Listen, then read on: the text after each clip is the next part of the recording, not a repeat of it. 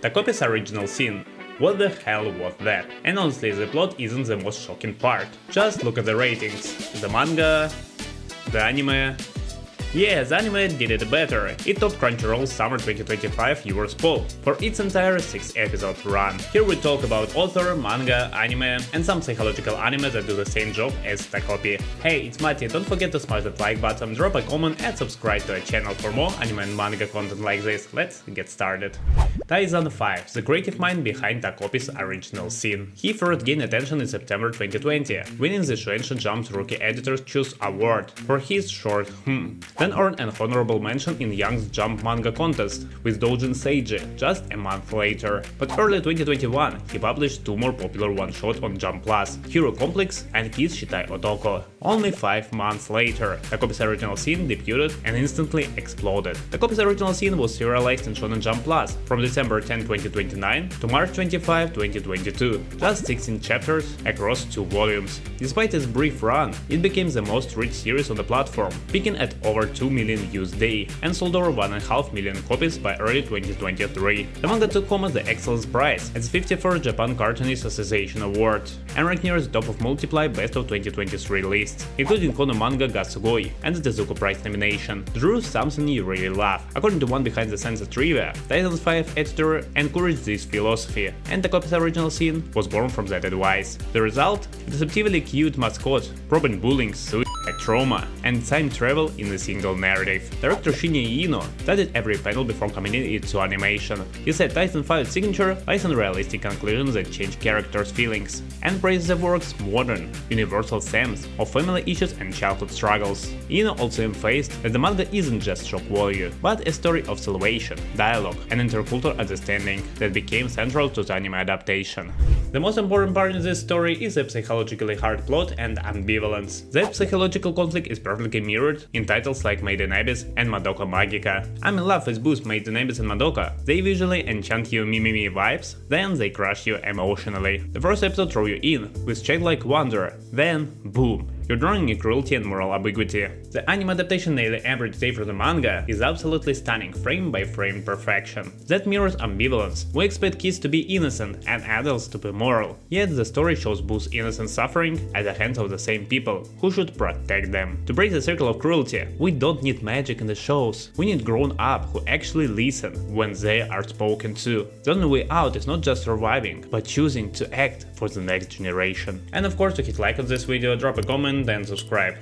Yeah, that's all. Takopi is a stellar example of adapting real-world issues, bullying, trauma, emotional neglect onto the screen. That stark reality is why Takopi ranks so high on vertical review charts. But then we hit the last page and the magic kind of evaporates. The story starts strong, with Titan 5 exploring moral ambiguity, childhood trauma, and time loops, but the second half rushed to a close. Ask yourself, did anything pay off, or was it just an abrupt warm-up, thrown in for closer's sake? This reminds me of Kaiju number 8, a manga that hit big fast. 12 volumes, 129 chapters, but dropped just as quickly when Naomi Matsumoto announced the end. No real build-up, minimal direction, no emotional send-off or payoff for long-standing character's arc. Most fans said there was just nothing left to say. So there's not many anime about psychological hard plot, and all of them are awesome and close to masterpiece. Neon Genesis Evangelion. The moment you mention Evangelion, you're talking about epics of mecha and psychological storytelling. It dives deep into existential dread, identity trauma, and parental abandonment, using Freudian and Jungian themes with apocalyptic mechs. Critics and fans alike call it brutally honest, with narrative structures so emotionally intense that entire pop culture generation feel divided into pre- and post-Evangelion. Perfect Blue, a psychological thriller that doesn't just walk into your comfort zone, it rips it apart. Mima's identity crisis, stalker terror, and mental breakdowns leave you questioning everything. It's mostly described as deeply violent, emotionally scaring, and a definite anime mindfuck. Its commentary on celebrity culture and loss of self is so raw that it still pops up on best of the 90s list. It can enter a forerunner to modern psychological horror, even influencing Hollywood films like Black Swan.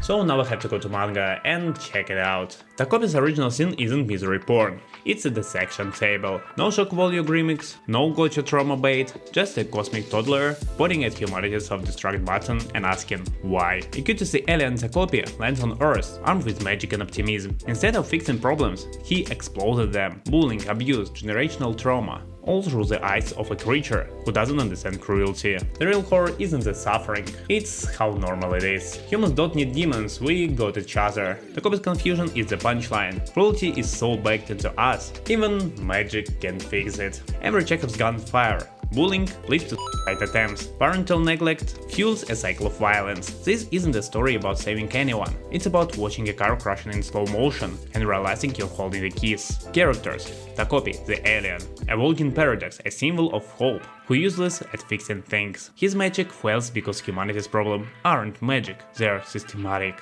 Shizuka, the human, a tragic foil. While Takopi asks why hurt, Shizuka expects it. Her design's all more, but her life's a horror manga. Her relationship with Takopi mirrors Ash and Pikachu. If Pikachu slowly realized humans some monsters, the adults. Negligent parents, abusive teachers, they're not villains. They're a product of the same cycle. That's the real gut punch. Manga design. They are deceptively adorable, like Madoka Magica, with a thicker coat of sugar. Then it youngs the rock. Takopi's a squishy octoblob. Shizuka's a wide-eyed kid. Their designs scream wholesome, which makes the dark twist hit harder. Background shifts from dreamy to dystopian on a dime. One panel a sunny park, the next psychological war zone. Takopi's original scene isn't just dark, it's a diagnostic. A 9 out of 10 now, but if the ending sticks the landing, instant classic. Just maybe hack a plushie afterward.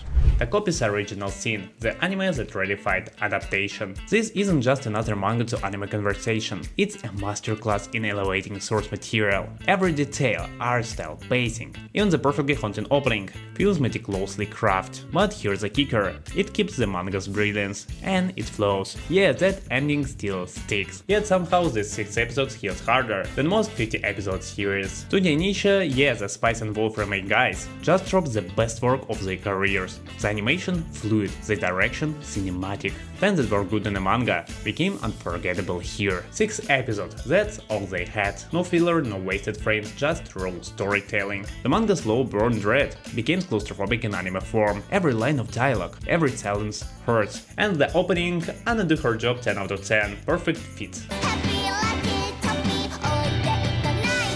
Shizuka voice actor doesn't just perform, she haunts. This to that hiccup in her voice when she begs Takopi for help. Or the way Takopi's cheerful tone curdles into confusion as hell unfolds around him.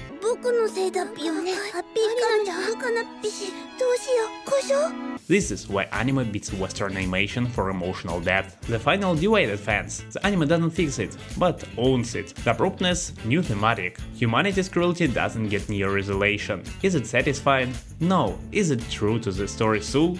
Absolutely. So Takopi's original scene isn't entertainment, it's an intervention. Watch it, then go call your parents and thank them for not being these parents. Do you have something to say about Takopi's anime and manga? Drop it in the comment below. And don't forget to like this video and subscribe to our channel for more anime and manga content like this. Thanks for watching, that was Matty, see you soon.